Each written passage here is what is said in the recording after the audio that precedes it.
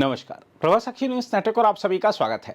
America के राष्ट्रपति Donald Trump ने ईरान के साथ जारी संघर्ष विराम को अनिश्चित काल के लिए बढ़ाने का ऐलान किया है।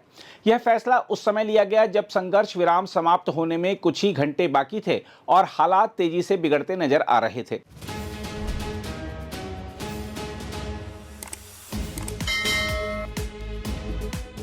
ट्रंप ने कहा कि यह कदम ईरान को एक साझा और स्पष्ट प्रस्ताव तैयार करने का समय देने के लिए उठाया गया है। उन्होंने यह भी बताया कि यह निर्णय पाकिस्तान के अनुरोध पर लिया गया है। वहीं पाकिस्तान के प्रधानमंत्री शहबाज शरीफ ने इस फैसले के लिए ट्रंप का धन्यवाद किया और इसे क्षेत्रीय शांति के लिए महत्वपूर्ण कदम बताया।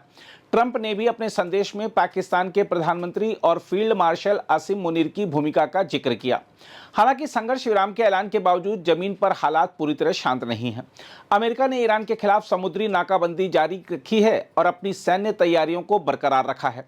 वहीं ईरान ने साफ कर दिया है कि वह धमकियों और दबाव के माहौल में किसी भी तरह की बातचीत के लिए तैयार नहीं है। इस बीच इजराइल ने दक्षिणी लेबनान में हवाई हमले जारी रखे हैं, जिससे कई लोग घायल हुए और कई घरों को नुकसान पहुंचा। गाजा में भी हमले जारी हैं, जिससे क्षेत्र में मानवीय संकट और गहरा गया है। इस स्थिति ने यह स्पष्ट कर दिया है कि संघर्ष विराम केवल कागजी राहत है, जबकि वास्तविकता में तनाव बना हुआ है। राजनयिक स्तर पर भी स्थिति उलझी हुई है। इस्लामाबाद में बातचीत को लेकर अनिश्चितता बनी हुई है और ईरानी प्रतिनिधिमंडल के नहीं पहुंचने से आंतरिक मतभेदों के संकेत मिल रहे हैं। चीन ने भी स्थिति को गंभीर बताते हुए हस्तक्षेप किया है और वैश्विक ऊर्जा आपूर्ति के लिए हॉर्मुज जलडमरू मध्य को खोलने की मांग की है। अब यदि अमेरिकी रक्षा विभाग की खुफिया शाखा के ताजा आकलन की बात करें तो यह तस्वीर और जटिल हो जाती है। इस रिपोर्ट में कहा गया है कि ईरान अब भी अपनी प्रमुख सैन्य क्षमताएं बनाए हुए है और वह एक मजबूत क्षेत्रीय शक्ति बना हुआ है। यह आकलन उन दावों के विपरीत है जिनमें कहा गया था कि ईरान की सैन्य ताकत को गंभीर रूप से कमजोर कर दिया गया है। खुफिया रिपोर्ट के अनुसार ईरान की वायु और नौसेना पूरी तरह नष्ट नहीं हुई है और उसकी रणनीतिक क्षमता अभी भी प्रभावी बनी हुई है। इससे यह संकेत मिलता है कि अमेरिका के सार्वजनिक बयान और वास्तविक स्थिति में अंतर है।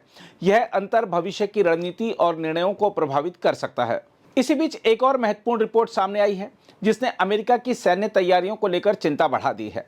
रक्षा विश्लेषकों और पेंटागन से जुड़े सूत्रों के अनुसार ईरान के साथ 7 सप्ताह तक चले संघर्ष में अमेरिका ने अपने कई महत्वपूर्ण मिसाइल भंडार का बड़ा हिस्सा खर्च कर दिया है।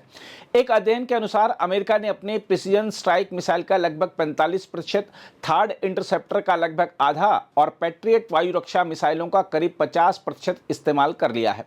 इसके अलावा टॉमहॉक मिसाइल का लगभग 30% और अन्य लंबी दूरी की मिसाइलों का भी बड़ा हिस्सा खर्च हो चुका है।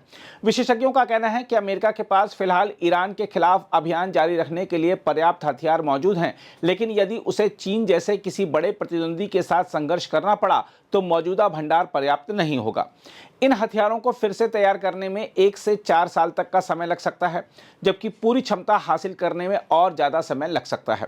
रिपोर्ट में यह भी चेतावनी दी गई है कि हथियारों की इस तेजी से खपत ने पश्चिमी प्रशांत क्षेत्र में अमेरिका की रणनीतिक स्थिति को कमजोर किया है।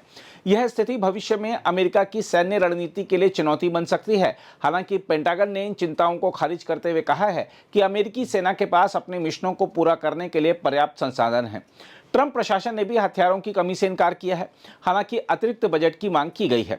विश्लेषकों का मानना है कि घटते भंडार का असर केवल अमेरिका तक सीमित नहीं रहेगा, बल्कि इससे यूक्रेन और अन्य सहयोगी देशों को मिलने वाली सैन्य सहायता भी प्रभावित हो सकती है।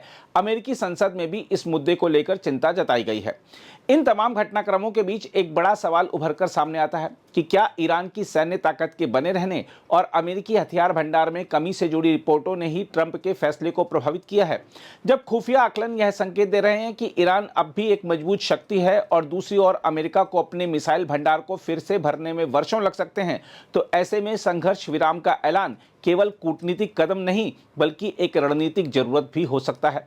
यह भी संभव है कि अमेरिका फिलहाल टकराव को टालकर अपनी सैन्य तैयारी को मजबूत करना चाहता हो। ऐसे में यह प्रश्न और भी महत्वपूर्ण हो जाता है कि क्या यह युद्ध विराम वास्तव में शांति की दिशा में कदम है या फिर एक बड़े और लंबे संघर्ष से पहले की रणनीतिक विराम स्थिति है। बहरहाल मौजूदा स्थिति कई स्तरों पर अस्थिर बनी हुई है। एक और संघर्ष विराम ने अस्थायी राहत दी है, लेकिन दूसरी ओर सैन्य तनाव, खुफिया आकलनों में अंतर और हथियारों की कमी से जुड़ी चिंताएं भविष्य में बड़े संकट की ओर इशारा कर रही हैं। आने वाले समय में यह देखना अहम होगा कि क्या कूटनीतिक प्रयास सफल होते हैं या यह संकट एक बड़े युद्ध में बदल जाता है। अगर आप भी लेना चाहते हैं देश दुनिया की तमाम जानकारी तो आज ही सब्सक्राइब करें हमारे चैनल को। साथ ही नीचे दिए बेल आइकन को जरूर दबाएं ताकि हर अपडेट आप तक पहुंच सके।